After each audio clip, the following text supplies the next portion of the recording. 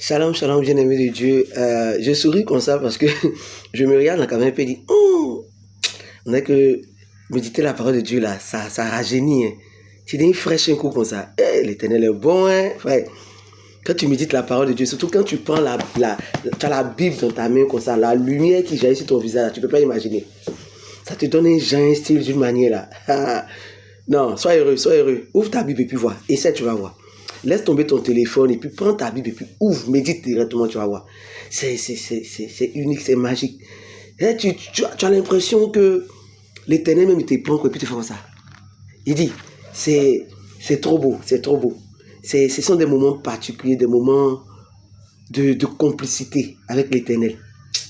Bon, bref, c'était juste ça. On va méditer aujourd'hui le livre de Éphésiens 5, à partir du verset 21 à 33. C'est un peu long, mais on va parler. S'il fallait faire en 2 temps, on va faire en 2 temps.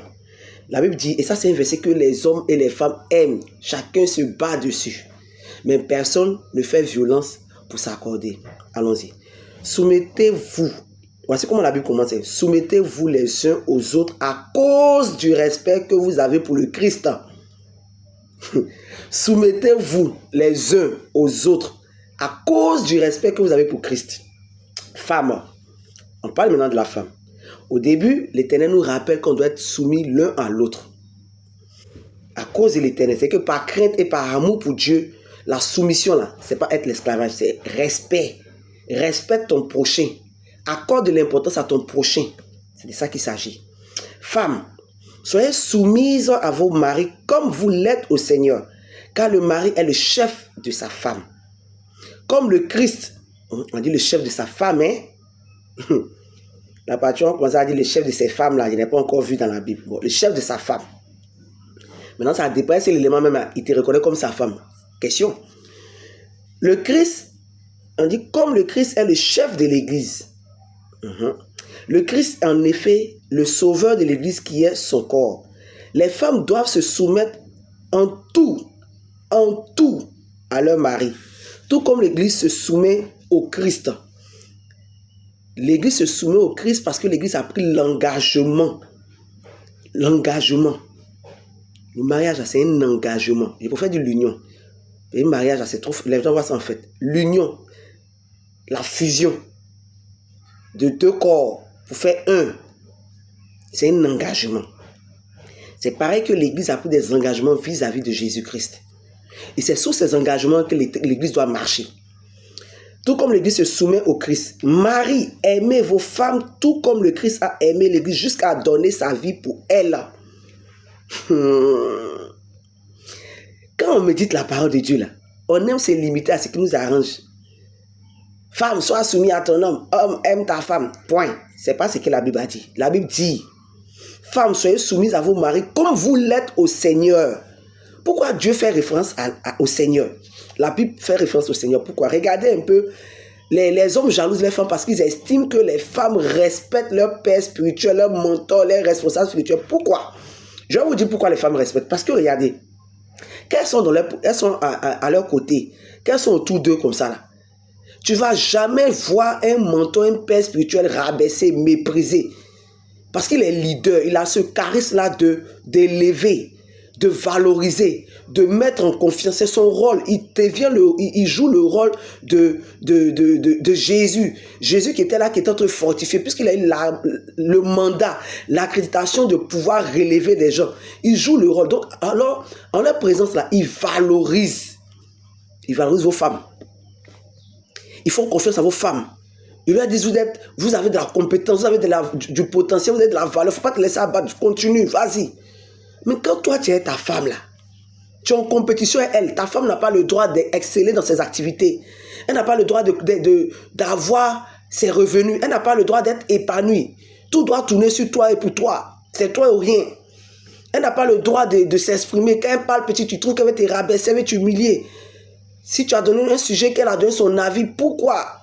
Bon, tout part de la manière. Et quand Jésus dit, aimer Marie, en fait, la réalité, c'est que Dieu même, il sait que la femme a un problème de soumission. Regardez au jardin d'Éden. Dieu a donné les consignes à Adam et à Ève. Les deux étaient là-bas. Il dit, ce fruit-là, ne mangez pas. C'est un ordre qu'il a donné. Hein. Il doit être soumis. Mais puisque l'homme, dans son cœur, il a déjà nourri cet état de soumission-là, l'homme ne fait pas par là pour être soumis. C'est déjà dans ses gènes. Mais la femme, elle n'arrive pas. La femme, quand tu lui ne fais pas là, c'est ça qu'elle va faire. Elle est curieuse, elle veut savoir pourquoi tu lui as dit. Qu'est-ce que regardez nos filles là? Faut pas sortir, hein. Faut pas sortir. Ping. Elle saute clôture.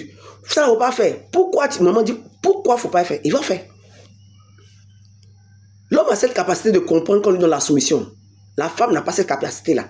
Elle veut découvrir d'abord, avant de juger de si elle doit faire ou si elle ne doit pas faire. C'est ces conséquences-là qui instruisent la femme. En fait, c'est ça. Donc, comme Dieu aussi sait que l'homme n'a pas la capacité d'aimer, donc l'homme doit faire violence sur lui pour aimer. Voici où se trouve le problème dans les couples. L'homme ne sait pas aimer. La femme, elle sait aimer. Parce qu'elle est la matrice de la vie. Elle a la capacité de donner vie. Donc, elle a ces gènes-là de maternité. Elle a tout. Elle sait aimer. Mais comme toi, l'homme, tu ne sais pas aimer, c'est pour ça que Dieu donne deux côtés opposés. Il y a un qui sait aimer, qui doit transmettre le savoir aimer à l'autre. Et il y a l'autre qui a le don de la soumission. Donc, il doit transmettre. Mais comment tu transmets?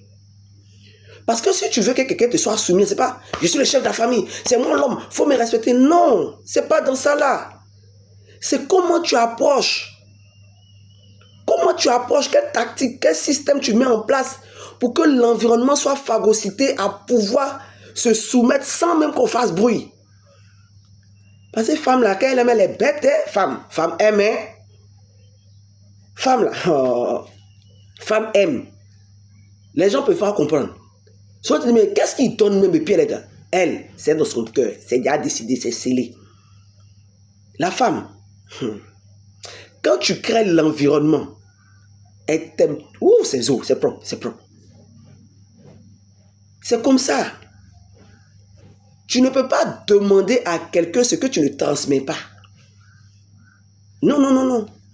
Vous voyez, nous les parents là, quand on est parents, on pense que c'est chercher l'argent, c'est moi qui est bon. On cherche l'argent pour s'occuper des enfants. On donne l'argent quand on ne se soucie pas de leur émotion, de leur vécu, de comment ils sont. S'ils sont... Souvent même, on ne s'occupe même pas d'eux. On dit qu'on va se débrouiller. Dans notre vieillesse, on veut qu'ils s'occupent de nous. Tu n'as pas appris à quelqu'un à aimer. Tu veux qu'il t'aime. Il a appris ça où pour venir te donner. Quand on dit la femme doit être soumise, là, toi-même, là, tu dois lui montrer comment ça se passe. Ton comportement, ta manière d'être là va l'obliger sans parole à être soumise. C'est comme ça. Tu veux que ton homme t'aime là. Ta manière, 1 Pierre 3, femme, soit sans parole, sans parole. Ton comportement va le contraindre à t'aimer. Parce qu'il va commencer à réagir ton comportement, tes agissements. Mais ce sont des actions simultanées. Un cœur blessé ne peut pas aimer. Un cœur torturé ne peut pas être soumis. Ça, c'est clair. Arrêtons de faire des débats futiles, inutiles. Ne demandons pas des choses que nous n'avons pas à donner. Non. Si ta femme est impolie vis-à-vis de toi, il faut te poser la question, pourquoi elle est impolie? Qu'est-ce que tu lui sers à manger? Si ton mari ne t'aime pas, qu'est-ce que tu lui sers à manger? Ouais, d'autres vont dire, mais moi je fais tout. On ne prend pas le soin de s'écouter. On ne prend pas le soin d'entendre le cri de l'autre. On pense que ce qu'on fait là, c'est ce qui est normal. Non.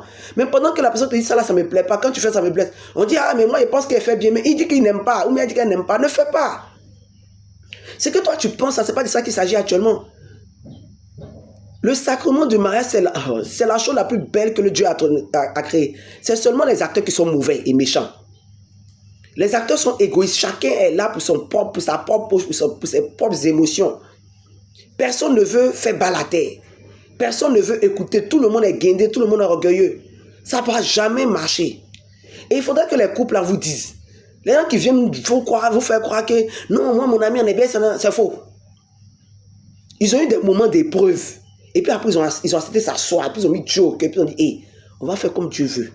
Je vais apprendre à te pardonner, tu vas apprendre à me pardonner. Je vais apprendre à t'aimer, tu vas apprendre à m'aimer. Je te serai soumis, tu me seras soumis. Ce n'est pas une histoire de faiblesse, ce n'est pas une histoire d'orgueil. C'est une histoire de prise de conscience, d'engagement. Soyez mature, soyez adulte dans votre vie de couple. Sortez des émotions, des futilités, on se fâche. On va continuer dessus, on va reparler parce que le texte est beau. Le texte est beau, il est long.